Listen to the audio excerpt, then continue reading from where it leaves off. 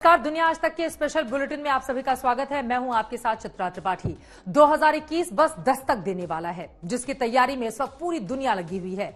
लेकिन दुनिया आज तक में आज हम साल 2020 की उन तमाम बड़ी खबरों का जिक्र करने वाले हैं जो पूरे साल चर्चा में रही और जिन्होंने दुनिया भर में जमकर सुर्खियां बटोरी। लेकिन उसके पहले हम आपको दुनिया की उन 10 बड़ी खबरों से फटाफट अंदाज में रूबरू कराएंगे जो आज दिन भर रही सुर्खियों में। अमेरिका के नेशविल में क्रिसमस वाले दिन धमाके के बाद रोकी गई उड़ानें। सेंट्रल टेलीफोन एक्सचेंज की इमारत के पास विस्फोट होने से संचार सेवाएं ठप। नेशविल के मेयर ने धमाके को बताया शांति के माहौल को डर और आशंका में बदलने का प्रयास। काबुल में पुलिस को निशाना बनाकर फिर किया गया हमला। बम धमाके में 2 पुलिस अधिकारियों की मौत। अफगानिस्तान में इस महीने हो चुके हैं लगातार 3 आतंकी हमले। 20 दिसंबर के धमाके में 9 और 22 दिसंबर के हमले में मारे गए थे 5 लोग। लीबिया के कमांडर ने टर्की को चेतावनी देते हुए कहा, ना करें हमारे मामले में दखल अंदाजी, नहीं तो चुकानी होगी भारी कीमत। इस साल जनवरी में लीबिया की राजधानी त्रिपोली में हुए हमले में यूएई के ड्रोन का हुआ था इस्तेमाल। 26 निहत्थे कैडेट्स की गई थी जान। नेपाल के प्रधानमंत्री केपी शर्मा ओली ने 1 जनवरी को संसद के उच्च सदन का शीतकालीन सत्र बुलाने के लिए राष्ट्रपति से की सिफारिश। संसद भंग कराने और मध्यावधि चुनाव की तारीखों की घोषणा के बाद गहराता जा रहा है नेपाल में राजनीतिक संकट। दुनिया भर में कोरोना के मामले हुए 8 करोड़ 3 लाख के पार। महामारी में अब तक 17 लाख 60 हजार से ज्यादा लोग गंवा चुके हैं जान। करीब 5 करोड़ 65 लाख लोग हो चुके हैं ठीक। इटली की राजधानी रोम के अस्पतालों में पहुंची वैक्सीन की पहली खेप। इटली के स्वास्थ्य विभाग के मुताबिक पिछले 24 घंटों के भीतर करीब 500 लोगों की गई जान। संक्रमितों की संख्या बढ़कर हुई 20 लाख 28 हजार से अधिक। थाईलैंड में कोरोना संक्रमितों की संख्या में बढ़ोतरी के बाद राजधानी बैंकॉक में बनाए गए अस्थायी फील्ड हॉस्पिटल। स्वास्थ्य प्रशासन का आरोप, म्यांमार से आए प्रवासी मजदूरों की वजह से इलाके में बढ़े कोरोना के मामले। यूनिवर्सिटी लंदन हॉस्पिटल ट्रस्ट से जुड़े वैज्ञानिकों ने एस्ट्राजेनेका के साथ मिलकर बनाया इंस्टेंट एंटीबॉडी तैयार करने वाली ड्रग। कोरोना के गंभीर मरीजों के इलाज में होगी आसानी। कोरोना के नए स्ट्रेन के साथ इंग्लैंड के कई इलाकों को करना पड़ा है भारी बाढ़ का सामना। तूफान बिल्ला के बाद आई बाढ़ से सेंट्रल इंग्लैंड की सड़कों पर जमा पानी। तटीय इलाकों से रेस्क्यू ऑपरेशन जारी। और लैटिन अमेरिकी देश बोलीविया में कुछ लोग क्रिसमस का तोहफा सड़कों पर बांटते हुए आए नजर। तोहफे में राहगीरों को मास्क दिया जा रहा है। बोलीविया में महामारी चरम पर होने के बावजूद बड़ी संख्या में लोग बिना मास्क के बाहर निकल रहे हैं, जिसकी वजह से ये लोग क्रिसमस पर मास्क बांटते हुए नजर आए।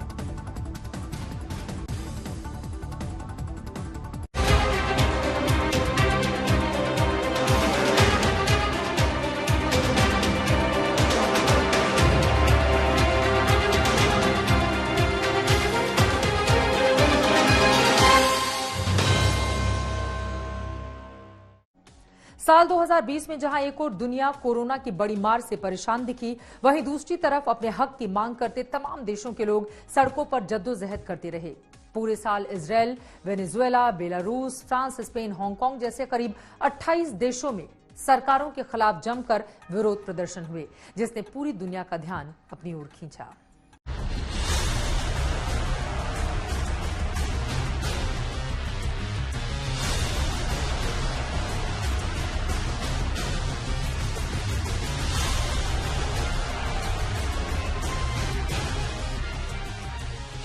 साल 2020 में महामारी के बीच अपने हक के लिए मारामारी भी तमाम पाबंदियों के बावजूद जारी रही तथा कथित रूप से चुनी हुई सरकारों के लिए ये साल खासा चुनौतियों वाला रहा।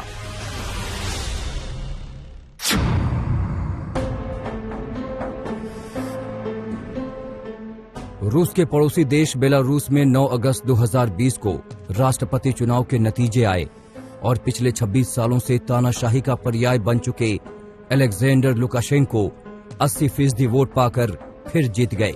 लोगों को उम्मीद थी कि युवा विपक्षी नेता स्वेतलाना चुनाव जीतेंगी, सो लुकाशेंको की जीत लोगों के गले नहीं उतरी और नतीजों के खिलाफ लाखों लोग राजधानी मिन्स्क की सड़कों पर उतर आए। तब से लेकर आज तक ये विरोध प्रदर्शन जारी है और लुकाशेंको पर दबाव लगातार बढ़ता जा रहा है।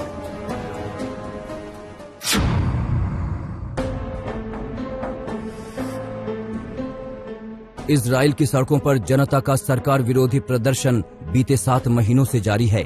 प्रधानमंत्री नेतन्याहू के इस्तीफे की मांग हो रही है। और उन पर दबाव लगातार बढ़ता जा रहा है।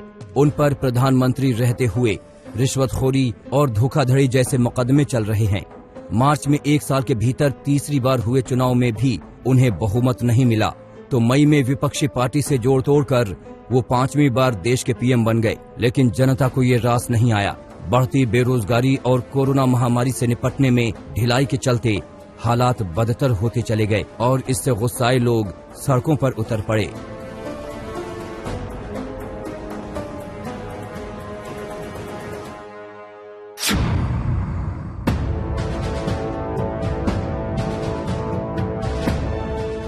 थाईलैंड में 2014 से सत्ता में रहे प्रधानमंत्री प्रयुत चान ओ चा के खिलाफ इस साल की शुरुआत से ही विरोध प्रदर्शन जारी है। विरोध प्रदर्शनों में बड़ी संख्या में छात्र और युवा शामिल हैं। वो चाहते हैं कि सरकार के आलोचकों को परेशान करना बंद किया जाए। आंदोलनकारियों की मांग है कि प्रधानमंत्री प्रयुत चान ओ चा अपना पद छोड़े, संविधान में संशोधन किया जाए और देश के राजतंत्र में सुधार हो।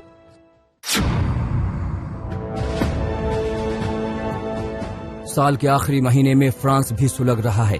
नवंबर में संसद के निचले सदन से पास नए सुरक्षा कानून का लगातार विरोध हो रहा है, जिसके मुताबिक पुलिस कर्मियों की तस्वीर या उसका विवरण दिया जाना या उससे छेड़छाड़ अपराध माना जाएगा। लेकिन लोगों का कहना है कि सरकार इसके जरिए विरोध प्रदर्शनों की मीडिया कवरेज और सूचना की आजादी पर अंकुश लगाना चाहती है। लोगों का कहना है कि कानून वापस लिए जाने तक विरोध प्रदर्शन जारी रहेगा।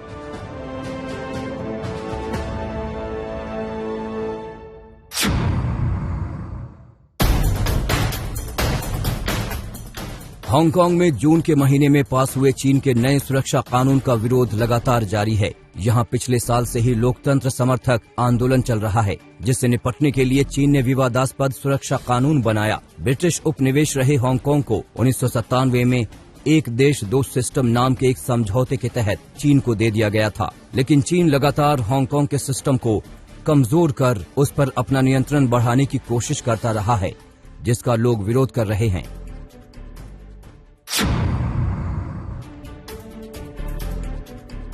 वेनेजुएला में दिसंबर 2020 में हुए नेशनल असेंबली के चुनाव में राष्ट्रपति निकोलस मादुरो ने 68% वोट के साथ जीत दर्ज की। लेकिन विपक्ष ने फर्जीवाड़े का आरोप लगाते हुए चुनाव का बहिष्कार किया और देश में प्रदर्शन किया।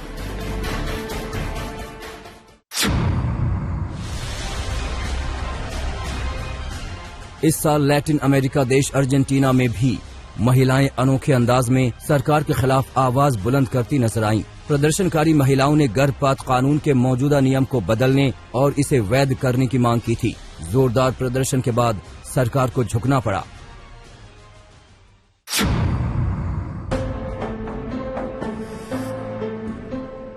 अक्टूबर के महीने में पोलैंड में एक विवादास्पद अदालती फैसले के खिलाफ महिलाओं का गुस्सा भड़क उठा। यहाँ की सर्वोच्च अदालत ने देश में गर्भपात करने को गैर कानूनी करार दे दिया, जबकि पहले कानूनी तौर पर महिलाएं गर्भपात करा सकती थीं। नए कानून का व्यापक विरोध हुआ, जिसके बाद सरकार को झुकना पड़ा।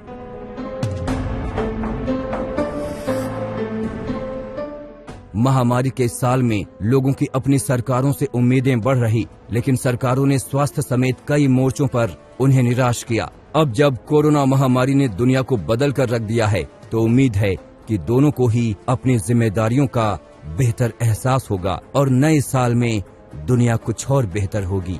आज तक दुनिया आज तक की इस स्पेशल बुलेटिन में अभी के लिए बस इतना ही। देश और दुनिया की तमाम खबरों के लिए आप देखते रहिए आज तक।